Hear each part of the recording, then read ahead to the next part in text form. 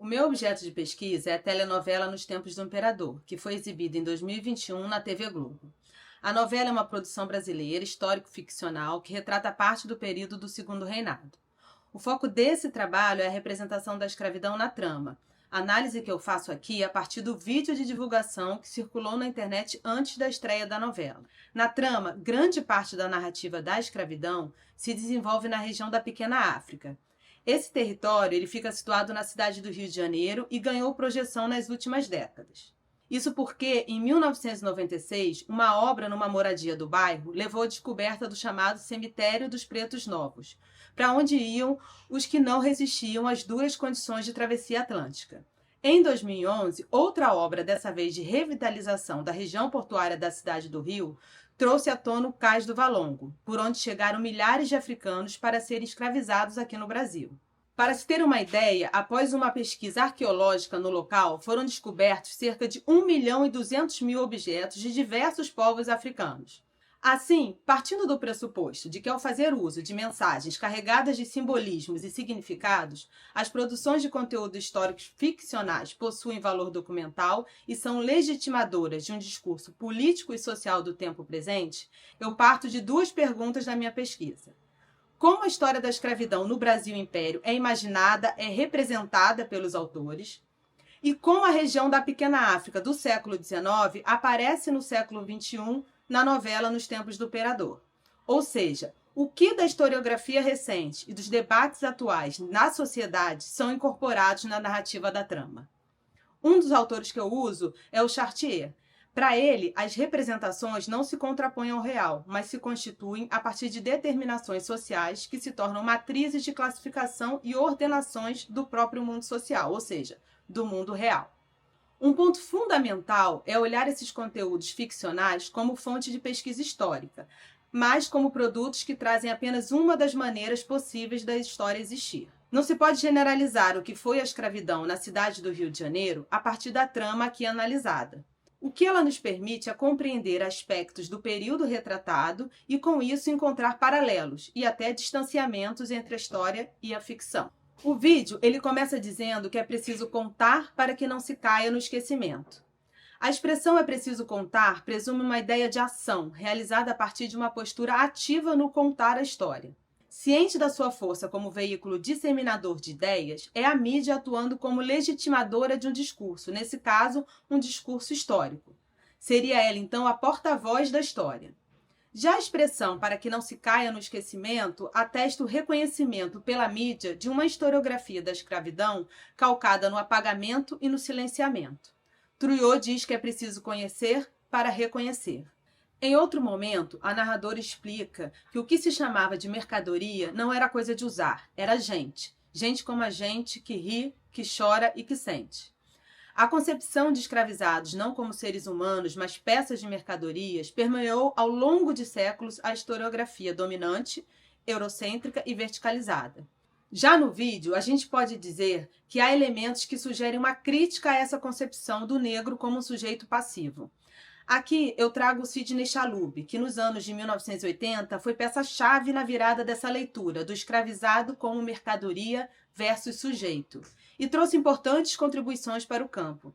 Entre elas, a necessidade de dar voz a esses homens e mulheres oriundos do continente africano. Pode-se refletir também que a opção por uma narrativa na qual o negro é protagonista da sua história sugere uma sociedade que, na contemporaneidade, talvez não aceite e não legitime mais a visão pelo qual inseriam as pessoas de cor num lugar de submissão.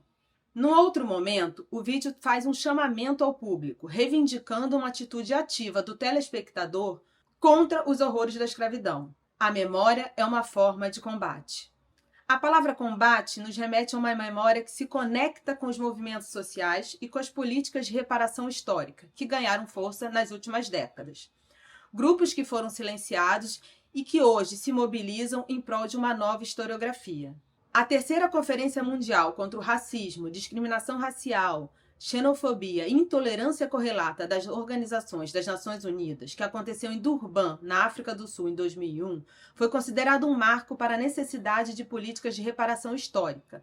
Isso porque a escravidão e o tráfico de escravos passaram a ser entendidos como crimes contra a humanidade.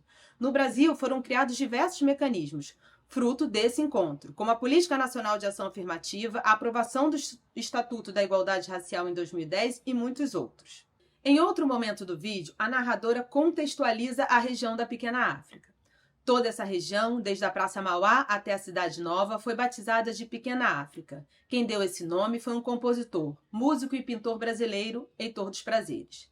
Mas faz de forma simplória, sem que o telespectador compreenda de fato a região. A partir da década de 1870, o Rio de Janeiro, capital do Império, transforma-se no que se chamou de Cidade Negra. Ali, os negros, libertos e livres da corte, instituíram uma cidade própria ao longo das décadas de luta contra a escravidão no século XIX. A região também ganha corpo por conta da crise da economia açucareira na Bahia, neste mesmo período, levando uma migração sistemática de negros alforriados para o Rio de Janeiro. Essa cidade negra, ela só mais tarde, no século XX, ficaria conhecida como Pequena África. Na sequência sobre a Pequena África, o vídeo insere o Cais do Valongo. Interessante perceber que, nesta parte, o vídeo faz um salto no tempo, pulando para o século XX, já com a escravidão abolida. Mas o que nos interessa nesse trecho é a forma como se aborda o Cais do Valongo e o reconhecimento do local como patrimônio da humanidade pela Unesco, ocultando que este reconhecimento se deve principalmente pela imensa dor causada em dezenas de milhares de homens, mulheres e crianças que vieram da África para aqui serem brutalmente escravizados. Em 2013, o local foi reconhecido como sítio arqueológico do Cais do Valongo pelo Comitê Científico Internacional do Projeto Rotas dos Escravos da Unesco, que atesta a relevância do cais como um lugar de memória da diáspora africana das Américas. Em 2017, o cais entrou para a lista do Patrimônio da Humanidade da Unesco e como território de passado sensível, se assemelhando a Auschwitz e Hiroshima. Ainda partindo da análise do material, minha segunda pergunta é: como as conjunturas política e social do tempo presente se relacionam com a narrativa histórica construída neste produto?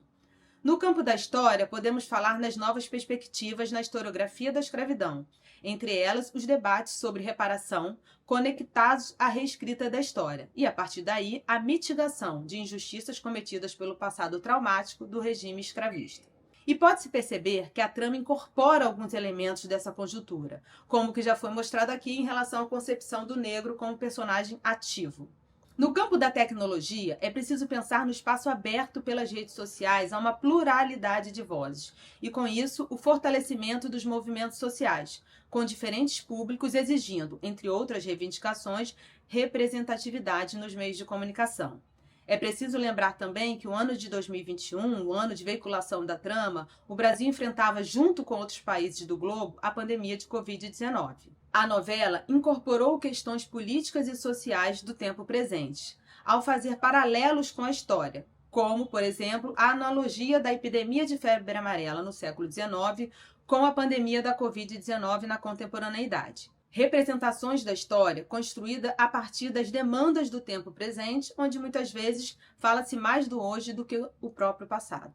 Eu finalizo aqui trazendo um breve resumo da repercussão da novela. Apesar das críticas negativas, onde se dizia que a escravidão foi romantizada na trama por mostrar o lado ameno do regime, a novela teve um retorno positivo no que se refere à tentativa de uma nova abordagem, onde, de uma forma simplista, a gente pode afirmar que a história estaria, enfim, sendo contada a partir do olhar da senzala e não da Casa Grande. Os negros na trama, então, seriam também protagonistas da história. Em meados do século XX, as telenovelas que se propunham a retratar a temática da escravidão acabaram por se alinhar ao discurso moldado por uma epistemologia calcada nas perspectivas eurocêntricas, na qual promoveu silenciamentos e apagamentos e criou uma imagem complexa, onde a prática da escravidão nas Américas assegurou que os negros continuassem a ocupar a posição mais baixa do mundo. A narrativa dessas produções, dessa forma, se voltava, na maioria dos casos, para a concepção do regime escravagista como um período fundamental e inevitável para a história da humanidade, e assim, para o crescimento e desenvolvimento das nações. A escravidão, fosse ela encarada como uma necessidade para o progresso do país, fosse vista como algo a ser superado pela civilização, e como veremos, muitas vezes duas posições andavam juntas e se complementavam, estavam associadas à inferioridade racial e cultural dos escravos. subvertendo, ou ao menos na tentativa de subverter a dinâmica das representações da escravidão nas telenovelas ao longo do século XX e no início desse século XXI, a narrativa construída e nos tempos do imperador busca ressignificar a visão do negro sobre a sociedade em sua globalidade. No entanto, é preciso ressaltar que as mudanças relatadas aqui quanto à forma de representação da história da escravidão em suportes comunicacionais ainda precisam ser melhor compreendidas, sendo prematuro ainda a gente atestar que isso seja uma tendência a ser seguida. Termino aqui minha apresentação. Obrigado a todos.